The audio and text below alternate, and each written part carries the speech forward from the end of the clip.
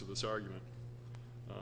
I've been in some hearings with our personnel chairman, human resources chairman, Mr. Riedel, and throughout these contracts, whatever local it is, whatever bargaining group, they're looking towards parity, they're looking towards keeping things the same, they're looking towards being uniform. So why we have to take the opposite or contrary view that we as elected officials should not at least have the option to participate at the same level as our employees, I don't understand it. It seems just like it's not equal. It's a separate process. I've heard time and time again that there's some amount of shame that county supervisors would be taking insurance as if it's given to them for free. Well, it has been a 15% contribution. That's 15. And what we're talking about here is a partnership.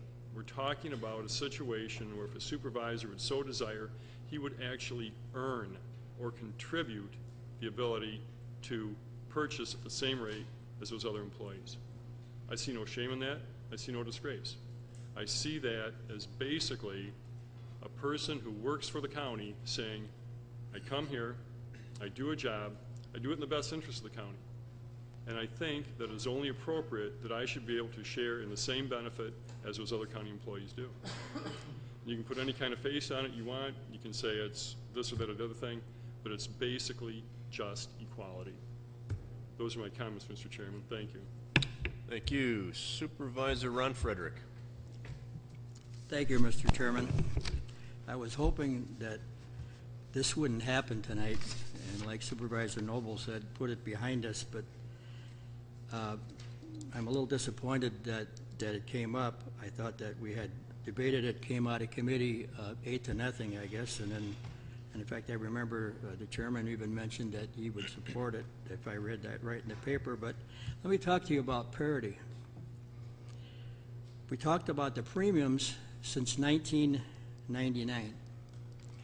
So I did the check on the premiums, and we all know that the premium for the health insurance went from, the family plan went from $7,500 in 1999 to what the supervisors now pay in 2011 is $18,885, which is their share of the $22,206.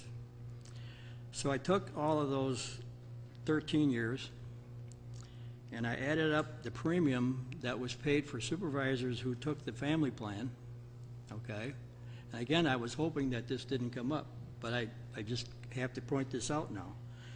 The premium paid for a supervisor who has been here since 1999 was, for that 13 years, was $206,633.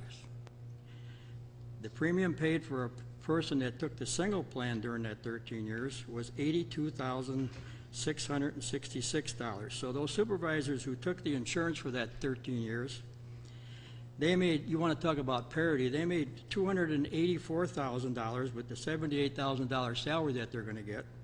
And the ones that took the single plan made $160,000, and the ones that didn't take the insurance made $78,000. Is that parity? Please defeat this and put us behind us. You know, I mean, I know I've been I felt I had to do it because I ran on it, and I know some others did. It's done. Let's put it to bed, get it over with. But if we want to talk about parity, is that parity? I hardly think that $284,000 for a supervisor in 13 years is parity with another supervisor who got paid $78,000. Thank you. Thank you. Supervisor Hallman. Thank you, Mr. Chairman. I really didn't want to have to say this, but in the past I have been supportive of the 50%, and I am not in favor of that at this time, and I can explain why. Really, I was trying not to be cruel, to be very honest. Sometimes I feel like doing this work is an act of personal penance, but I was reminded at the end of, that's very true, I was reminded at the end of the committee when we sat down to talk about this by a colleague that his constituents never said they were okay with 50%, with a 50% premium. And I have not heard that either. When I go to cocktail parties, dinners, when I go to church, I've not heard anyone say, no citizen, that they are in favor of 50%. And it was very illuminating to me. And that's why I also said that if we're going to do this and eliminate the health insurance for county supervisors, yes, there are members of this body who will be adversely impacted, which is why it is important for us to have the conversation about health care for everybody, whether it's physical, mental, both. That's something that we need to talk about. And I'll close with this. I recently read a book that talked about public benefits and pensions, not only for electeds, but for teachers, for firefighters, for police, and it gave a history from 1900 up until I think it ended around 1950, 1960. And it was very, very interesting, the line that talked about elected officials, and I wish I had the text here so that I could read it to you. But basically it said, electeds take an oath that we would never expect no private employee to have to take, and that was the major difference. So I hear the things about parity, but I mean, if I've not heard a citizen say they support 50% at all, so I can't support 50%. But if we are going to get rid of this, then we very, very seriously need to talk about not just how these things adversely impact us as politicians, but the citizenry at large. And that's a serious conversation that I think we've shied away from, that we need to confront. Thank you. Thank you. Supervisor Brunig. Thank you, Mr. Chairman. I didn't think that I would ever be speaking on this issue because it's very personal, very close to home. I do take the insurance. I take it for a very personal reason. Unfortunately, the insurance is not offered just to children, but you have to take it as a family member. I have talked to several of my constituents. I have had only 2 of them that told me that they are not happy with me taking the insurance. 2 out of all the people that I represent. 50%, I'll vote for it. Eliminate it, I'll vote for it. Because by then, the surgery will be done, and I won't have to worry about it. That's all. Thank you. Supervisor Grulich. Thank you, Mr. Chairman. One thing I'd like to point out, that employees all over different sectors have this pay disparity. There's, for example, when I was running a Wendy's restaurant as a general manager, I didn't take the insurance, but some of my colleagues did. I think with this 50%, that is some kind of concession. It's in line with the other part-time employees, and even though it's not an absolute getting rid of it or what some people want, I feel I can support the 50%. Thank you. Thank you. Supervisor Noble. When I made my presentation, I alluded to the fact that I floated that as a compromise 9 months ago, and I floated it to Supervisor Ron Frederick, and I suggested the 50% contribution, and he said, well, no one's going to take it at 50%. And then I said, well, then fine, you win. You get what you want. You know, supervisors won't be taking health insurance. And then he said, well, I still can't support it. And to me, that's the crux of the problem here. If you believe that no one would take it at 50%, then what are we arguing about? You should be able to agree to 50%.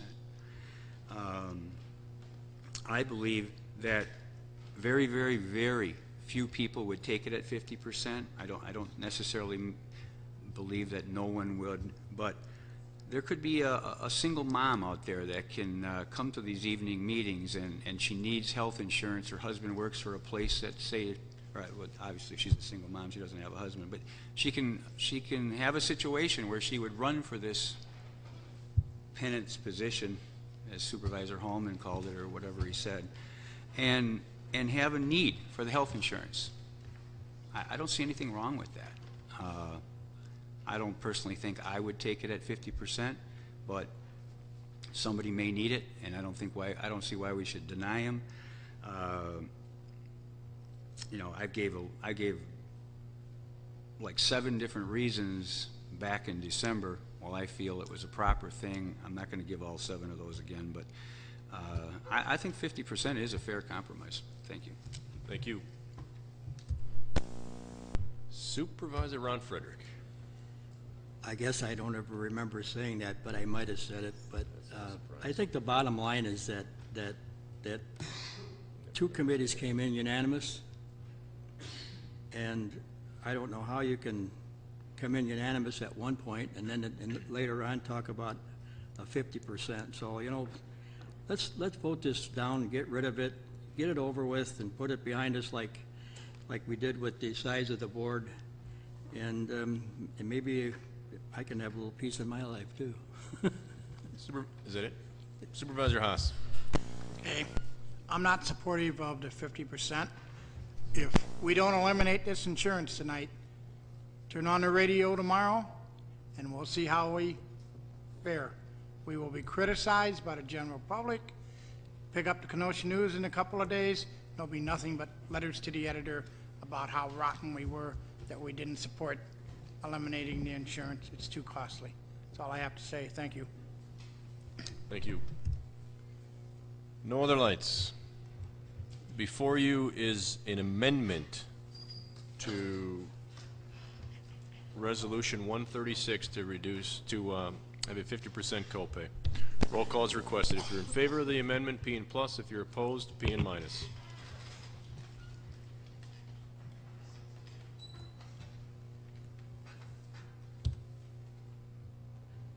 Motion fails, 20 to 8. We are now on the amendment, resolution as amended. Anyone wishing to speak? Seeing no lights, roll call vote. Before you is, I'm sorry, did I say as amended? Yes. My fault. The amendment fails. Before you is the resolution as presented, which was the elimination of the health insurance option for county supervisors unless you want to pay for it 100%. P and plus if you're in favor, P and minus if you're opposed.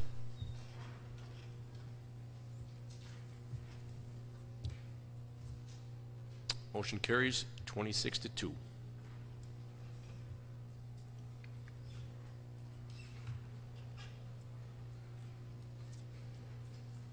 I'll give you a moment, Supervisor Johnson.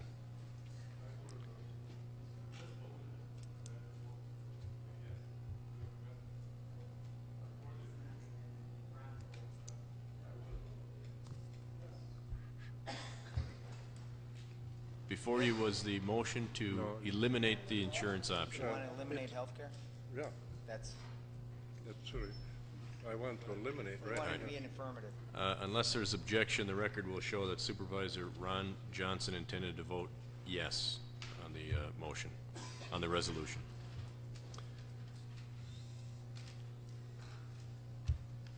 Okay, clerk. Okay. Old business.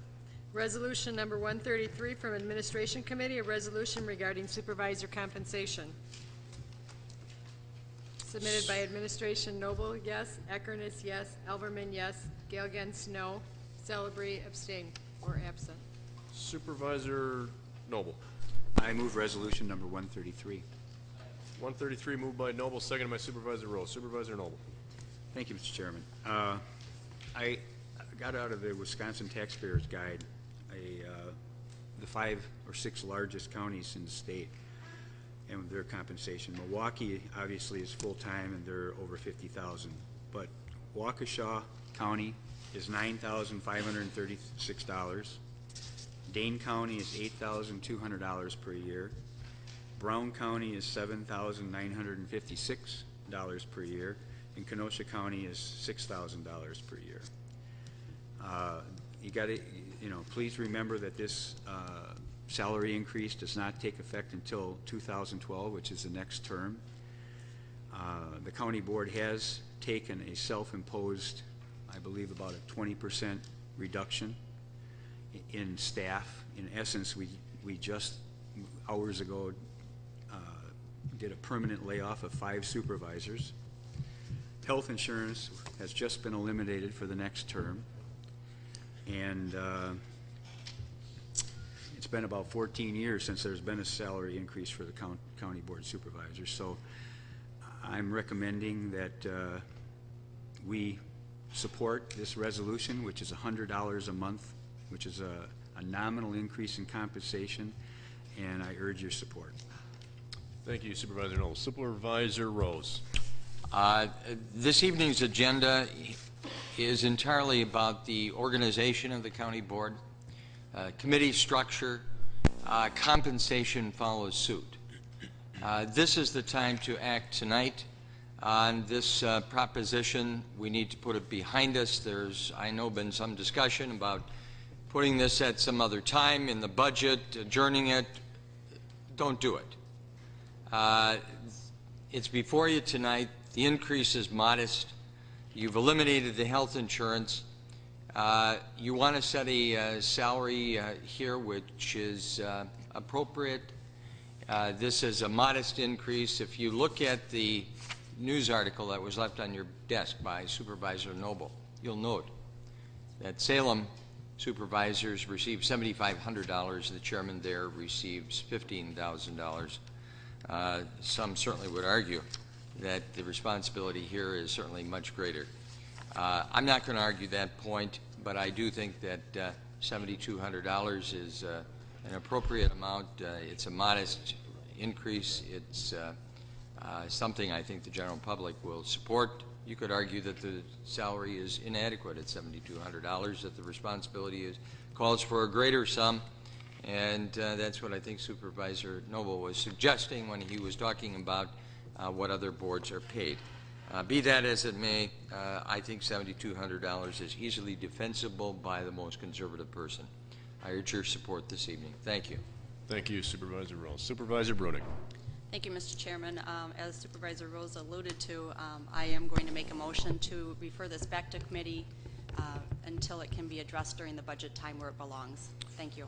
Motion on the floor by Supervisor Bruning is to refer 133 back to committee. Is there a second? Seconded by Supervisor Gable. Motion made by Bruning, seconded by Gable. On the referral, Supervisor Bruning. Anything else? No, thank you. Anyone on the referral? On the referral? Supervisor Rose on the referral? How'd you get back in line so quick? I think you're making a mistake by putting this issue back. If you want a good example, a good analogy of why, look at the health insurance issue. This should have been decided a long time ago, and it was debated, it was kicked around. The same thing will occur on the $7,200. And what it becomes is a distraction from the big issues facing the county. The federal budget is going to make substantial cuts. State budget will make cuts. There are other issues that are facing us, and we need to come to a decision. If you want to stick with $6,000, then do so tonight. If that's what your real intent is, $6,000, keep it the same because that's what you think it ought to be, then decide that issue tonight. If you think that it ought to be cut because that's in somehow the spirit of the times, then at least have the courage to do that, make that motion. But make the decision this evening so that we don't discuss this now at committee after committee or at budget time and debate it and spend a lot of time on that issue. This is a very small increase from where it was. But I say if you're in opposition to increases, then at least have the courage to tell us what you're for. Tell us tonight, and let's vote it up or down this evening. Get these issues behind us and let us get on to some important things. This agenda this evening, I will note, is all about us, not about the community. There's not a single resolution here this evening that's going to affect anybody except us or those who may be sitting where we are sitting here this evening. So let's not spend any more self-indulgent time on this issue. The temptation is to defer it, the non-decision. Well, the health insurance issue is a very good reason, a good analogy, a lesson to be learned. How many articles do you want to read in the newspaper about this issue? How many letters to the editor do you want to read about this issue? How many editorials would you like to read about this issue for $100 a month?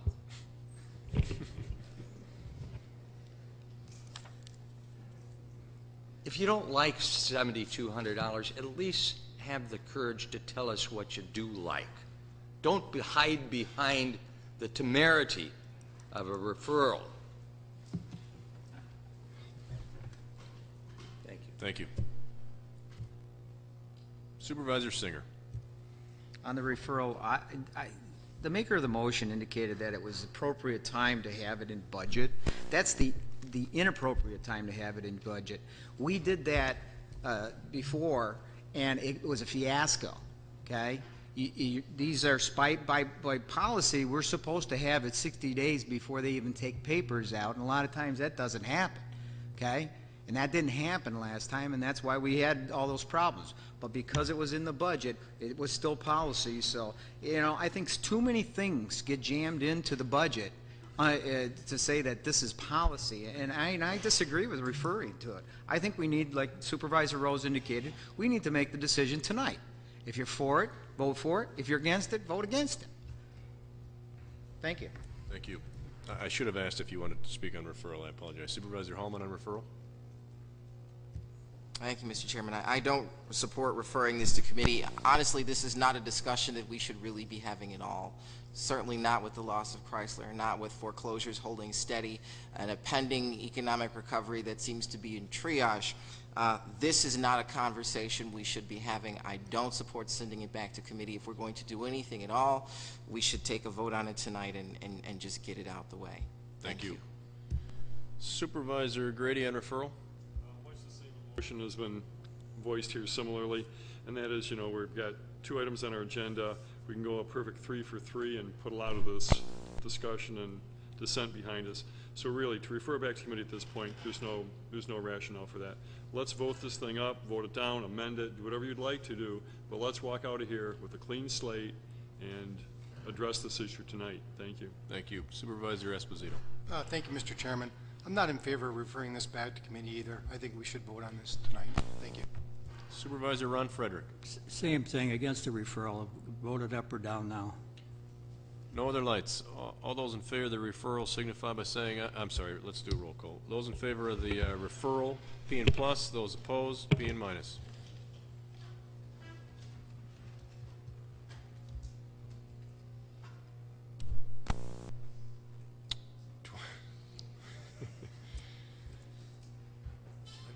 I believe that fails.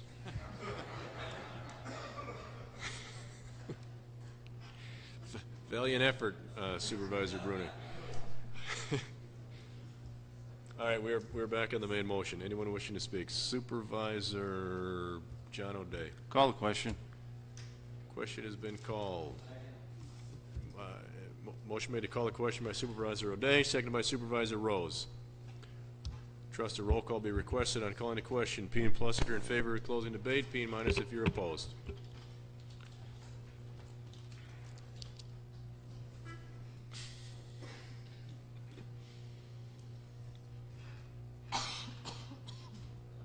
One more. Supervisor, there you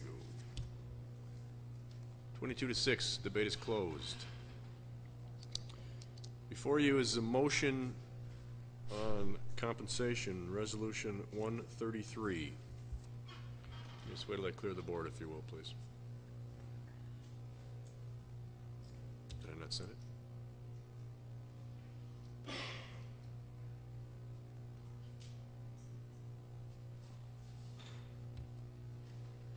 Whoops, now we lost it, didn't we?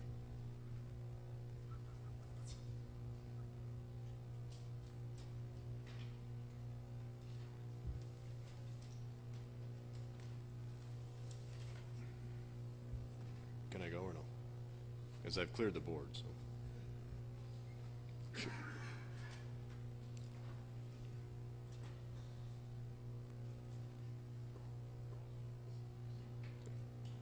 All right, there we go. Okay, before you, Resolution 133, as presented.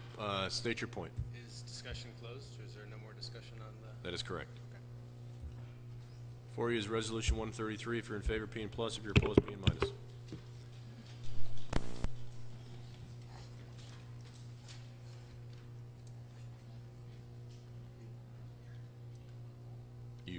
You better hurry.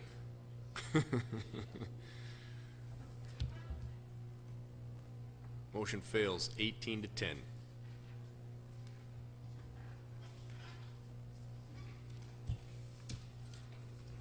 Okay. Ordinance 20, second reading to required from Administration Committee regarding repeal of Municipal Code of Kenosha County 3.011D, elimination of per diem. Noble, yes. Eckerness, yes. Elverman, yes. Gale Gens, yes. Supervisor Noble. Ordinance number 20.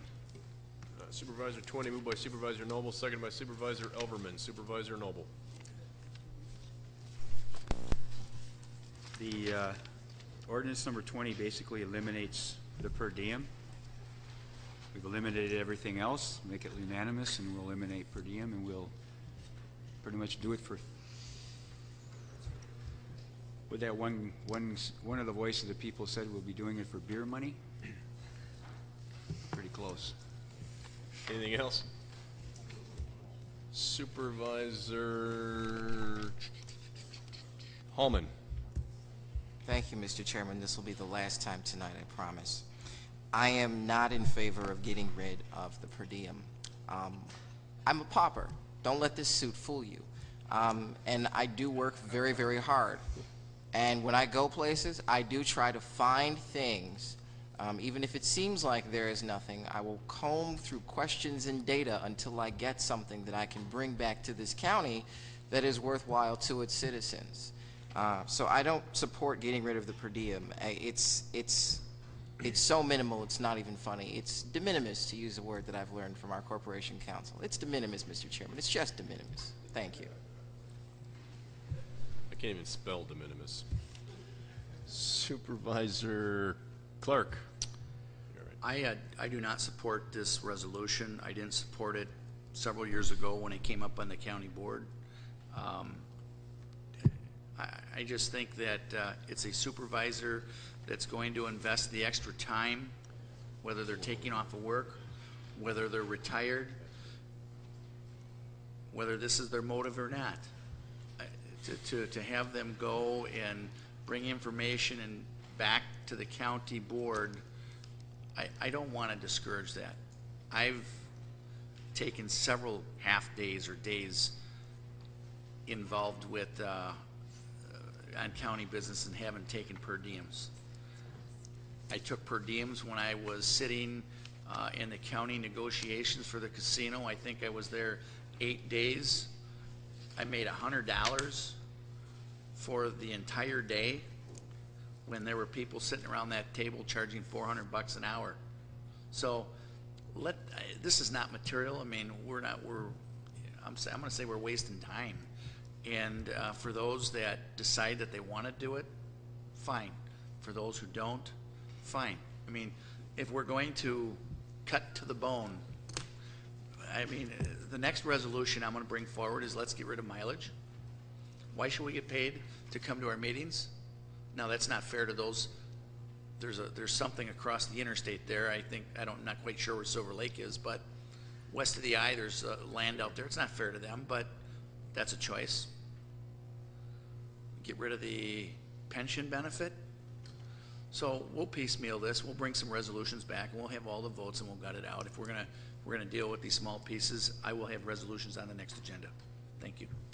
Thank you. Supervisor Singer. Thank you, Chairman. I'm not in favor at all with this resolution, or ordinance, excuse me. And the reason is that this was put in place for people going to meetings over and above what they do for county board. And the people that are against it generally are the people that don't want to go to any of those meetings. Some of them might be attorneys that can make that much in a half an hour. So they would not spend any time going to any of those meetings, which is fine. That's their choice, okay? The point is they have a choice whether they want to go to these meetings or not go to these meetings.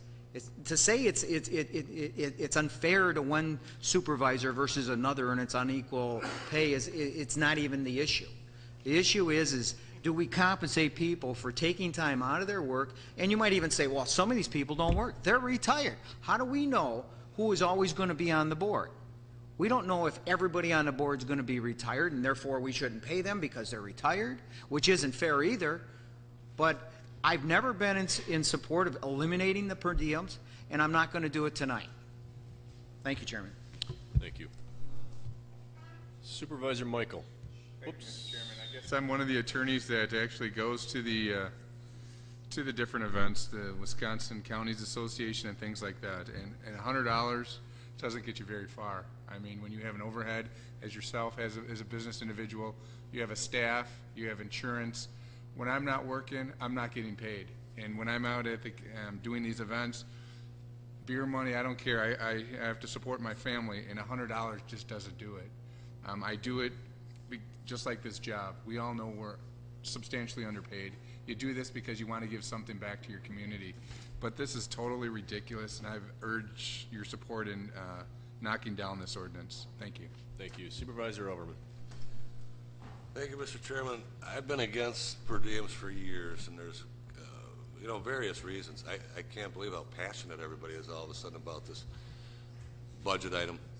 And it's some pretty painful reasons probably to some people sitting here. When I was chairman and vice chairman of the county board, I saw, and you may not think it can be a large amount of abuse because it's only $10,000. This is the most abused item in the budget that I've ever seen, and it was by a very small group of people on the county board that played it with like a fine violin. So I had this idea years ago that it was being horribly abused by a small group, as I said, and it's not a big item. It's not going to make or break anybody, but it's just a thing of the past that doesn't have to be there. So I think we should support this. It's not going to kill me either way, but I think we should support it. Thank you. Thank you. Supervisor Rose. I view the per diem as a relic of another age. It's something that is long overdue for abolition. That's what you receive your salary for. This idea of the per diem has been abused in the past. It may not be something that is currently abused. We'll have to see at the end of the year when we add up the numbers. But in the past, it has been abused. And we've talked about some of those abuses. I've never taken per diem here. We have seen abuses in the past. And there's no sense embarrassing people, but we have talked about this privately, and some people have in the past taken per diems equal to or greater than their salary. They were entitled to it. My position is that the salary, whatever that salary may be, is your compensation for your work. And that's why I proposed this evening. It was proposed by when Supervisor Elverman was chairman. It didn't pass then. And but it seemed to be a warning to those on the county board, and fewer people began to take per diem. So I think that tonight the time is this evening to eliminate what I think is a relic of the past. Thank you. Supervisor Ron Frederick. I guess the thing with the per diem is that I don't know how long it's been $100, and I don't know whether I'm for it or against it, but I know, I mean, for me, if I went someplace, I wouldn't put in for it, but I'm sure there are some that lose time, and like Joe says, that they lose time, and I'm sure during budget hearings, you have to use it sometimes. But, you know, the city council on extra expenses, that, you know, I don't know if anybody knows what they did, but over there, they gave themselves like an expense account. It's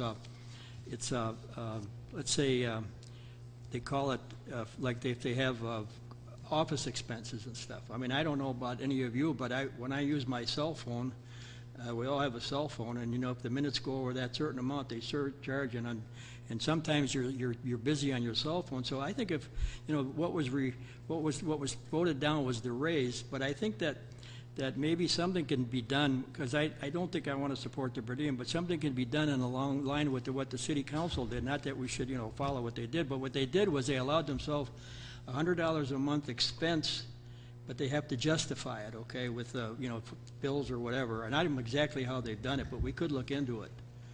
Because there is an expense to being on the county board. You know, I know we get a salary, but, you know, so maybe we could do something like that. As far as the per diem, I'm not going to work for the per diem, but I could support something like that in the future, maybe from the Administration and Finance Committee came in with something like that. Supervisor Hallman. Thank you, Mr. Chairman. I apologize for breaking my promise. I was going to mention it. Through the chair to either Corporation Counsel or the County Clerk, perhaps whoever best can answer the question, who is responsible for signing off on the per diems? Chairman of the board. Well, I've heard it said that this is a relic from the past, and I apologize. I wasn't here in 1402 when this might have been instituted.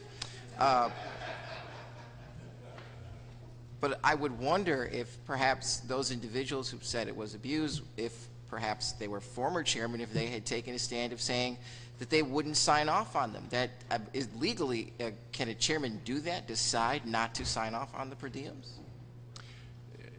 The practice has been, the protocol is that prior to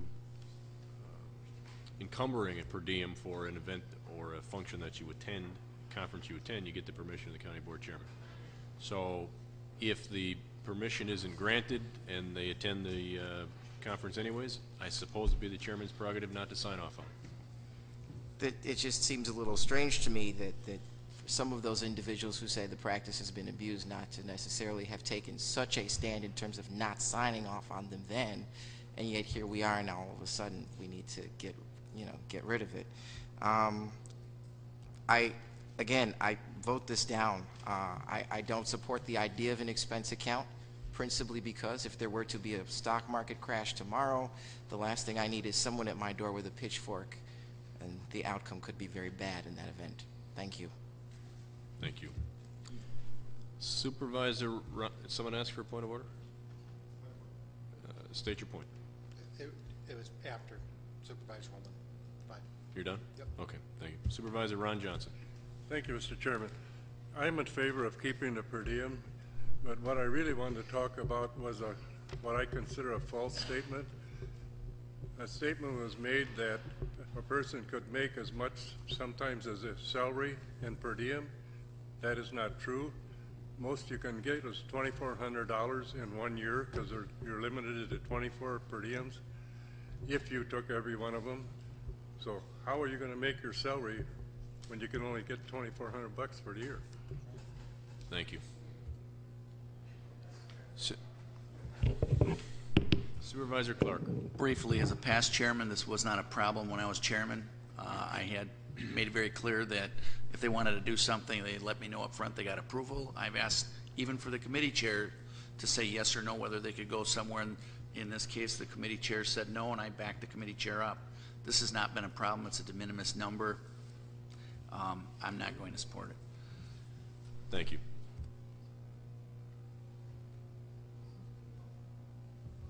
If we do, we end up going home. If anyone's concerned about that, let me know. Roll call. No other lights. This is on ordinance 20. P and plus if you're in favor of eliminating per diem. P and minus if you're in favor of keeping it as it is.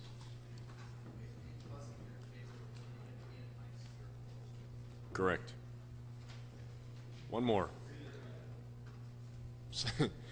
Supervisor, thank you. 1513, the motion, per diems are eliminated based on this vote.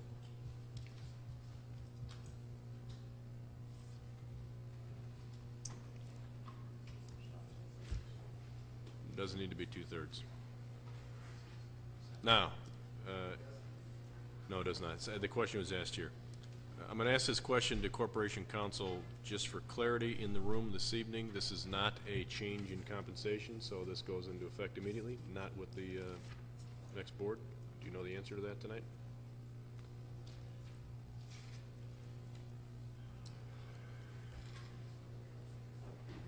I don't, Mr. Chairman. My assumption actually would be the reverse of the chairs, but I don't know. All right, I will have that answered for the next county board meeting.